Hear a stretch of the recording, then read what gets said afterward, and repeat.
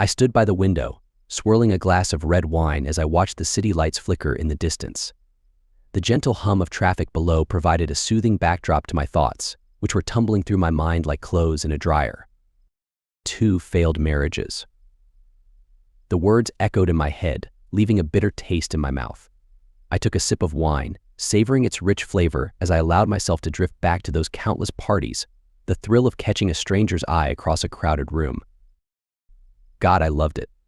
The attention, the subtle dance of flirtation, the way a simple smile or a well-timed laugh could make someone's eyes light up. It was intoxicating, more potent than any cocktail I'd ever sipped. I sighed, setting my glass down on the windowsill. Had that been the problem? My insatiable appetite for attention, for validation. I couldn't deny the rush it gave me, even now. But as I thought back to David and Michael, my ex-husbands, I couldn't help but wonder if my flirtatious nature had driven wedges between us. And then there was James, my current husband, so different from the others. I turned away from the window, my gaze falling on a framed photo of us from our honeymoon. His arm was around my waist, his eyes not on the camera but on me, filled with a mixture of pride and something else. Something that had taken me a while to identify.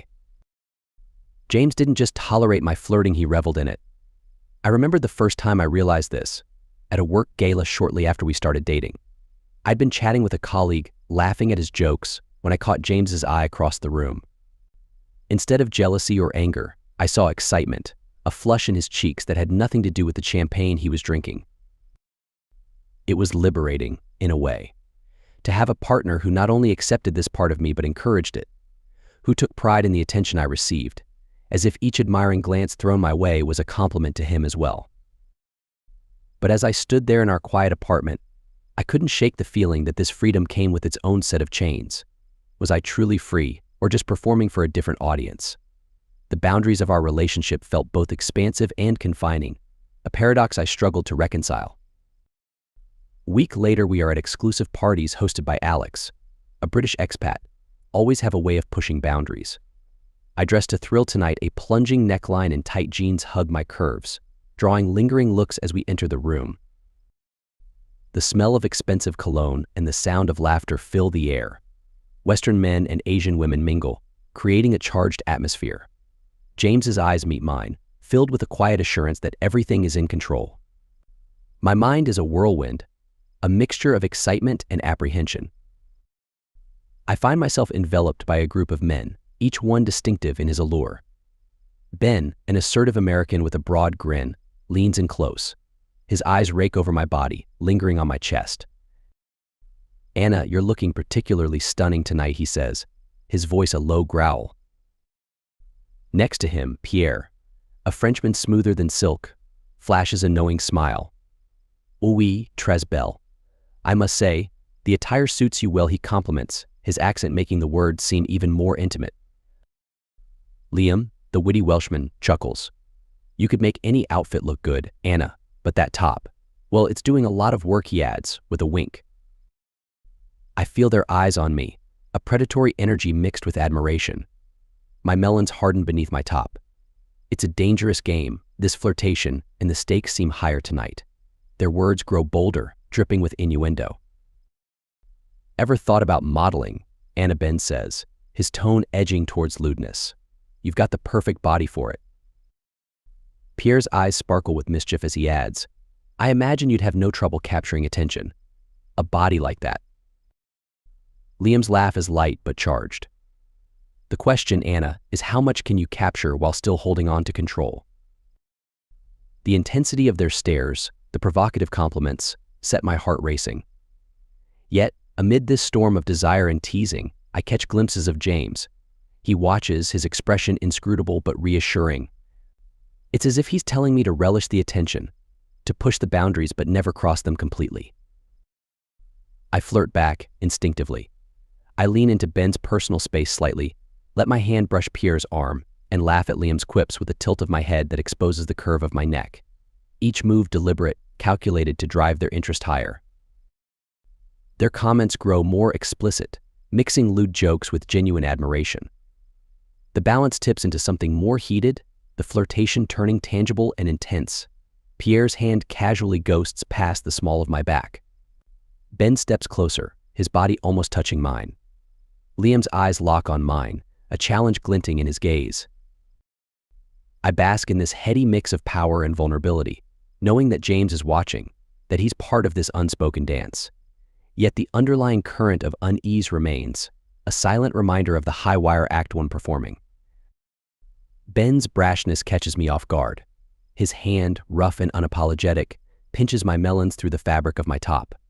It's a startling jolt, my breath catching in my throat. A gasp escapes me, the sound a mixture of shock and an unsettling thrill. I stand frozen, disbelief anchoring me in place. Pierre and Liam take Ben's cue, their hands brazenly cupping and squeezing me. I hear their whispers, vulgar and insistent, as their fingers press into me. The mix of humiliation and unexpected fun churns within me, a cocktail too potent, dizzying. From across the room, James watches. His eyes, usually so expressive, now a steely mask. No intervention, no sign he will rescue me. An odd sense of betrayal settles in, a cold weight in my stomach. Alex ushers the dwindling party into his spacious garage. The roller doors descend with a metallic groan, sealing us in. The space feels tighter, air charged with something unspoken yet heavy. Mark and Ethan step forward, their presence overwhelming. Instinct pushes me back until I'm against the wall. James remains motionless, a silent observer. His refusal to act deepens the sense of betrayal, each touch from the other men a reminder of his inaction. In the blur of touch and whispered provocations, I find fleeting moments of clarity. Faces loom close, breath warm against my skin. Hands explore with increasing boldness. Yet it's James's face, the impassive gaze, that haunts me most. Mark's fingers unbutton my jeans with a practiced ease. Ben and Pierre wasted no time. They roamed freely over me, each touch sending an electric jolt through me. A mix of degrading comments filled the air, their voices a taunting, ever-present echo in my ears. James, standing there, observing with approving nods, cut me deeply. His silence hurt more than the men's hands on my body. Each nod felt like a slice, drawing blood in places unseen. Choose one. James's voice broke through the chaos, calm and commanding. You have to choose one man to have fun with you.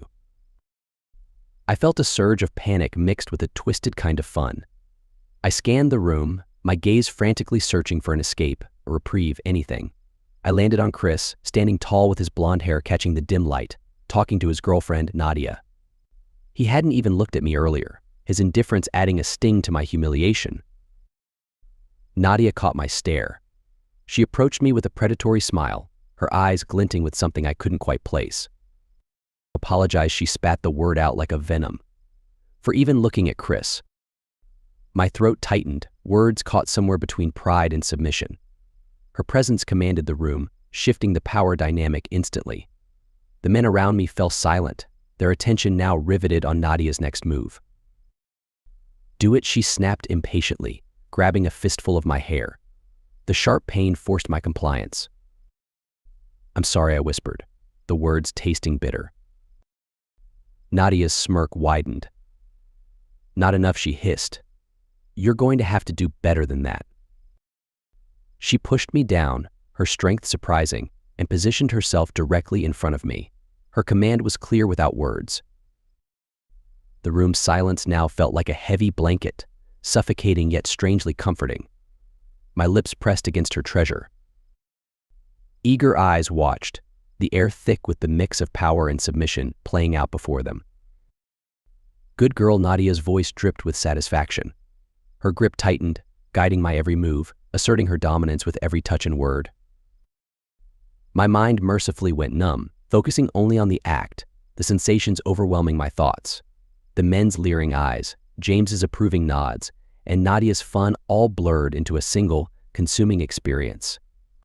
Hours, maybe minutes, felt indistinguishable as I lost myself to Nadia's commands, her delight evident in every pull of my hair and every murmured instruction. Finally, Nadia's grip loosened. She released me roughly, her satisfaction evident. The room's silence broke with scattered murmurs and comments. The spell lifted, but the weight of my actions heavy. James stepped forward again, his eyes meeting mine briefly before scanning the room. Now he said calmly, you will choose. I couldn't process his command, my mind still reeling from the ordeal. My eyes darted around, landing once more on Chris, still standing with an unreadable expression. The anticipation hung in the air, and I found myself taking a hesitant breath, readying for whatever came next, the fear and perverse excitement intertwining in ways I couldn't unravel. I stood there, feeling like prey surrounded by predators. Chris approached, his steps deliberate and slow. My breath hitched as his fingers brushed my skin, sending shivers down my spine. "Don't worry, it'll be over soon," Chris murmured, his voice dripping with false comfort. I bit my lip, trying to suppress the rising tide of dread. My body betrayed me, reacting in ways I couldn't control when Chris started. I felt my muscles tense, then release in involuntary waves. "See? It's not so bad," Chris's voice cut through the haze, smugness evident. I tried to focus on anything else, but it overwhelmed my senses. My max of fun hit me suddenly, a tear slipping down my cheek. I felt raw, exposed, the pleasure tinged with shame. Soon another wave crashed over me, followed by another, each one drawing me deeper into a maelstrom of emotions. When Chris finally ended, he pulled back, a self-satisfied smirk on his face. I looked up, searching for James. He stood there, his expression impassive, yet I caught a glint of satisfaction in his eyes. He gave a single nod, a silent acknowledgement of what had transpired. The weight of the night settled on me, every touch, every word echoing in my mind. My body ached, not just from the physicality but from the emotional toll. I wrapped my arms around myself, trying to hold on to some semblance of strength. James stepped forward, his voice calm and collected. "Let's go home," he said, offering me his hand. I hesitated for a moment before taking it. As we left the room, the murmurs and whispers followed us, a haunting reminder of the night's events.